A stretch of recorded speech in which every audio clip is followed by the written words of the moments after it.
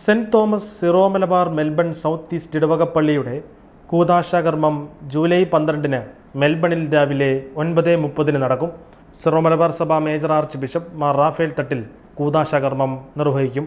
Melbourne രൂപതാധ്യക്ഷൻ bishop Mar John Panamthottathil, Melbourne രൂപതയുടെ പ്രഥമ bishop Mar Bosco Puthur, Melbourne അതിരൂപതാ സഹായമെത്രാൻ ആന്റണി ജോൺ, അയർലൻഡ് വാഗ രൂപത ബിഷപ്പ് മാർക്ക് എഡ്വേർഡ്, രൂപതാ വികാരി ജനറാളും ഇടവക വികാരിയുമായ monsignor Francis Kolenchery, chancellor father Sijeesh Pulankunnel തുടങ്ങിയവർ കൂദാശകർമ്മത്തിൽ പങ്കെടുക്കും.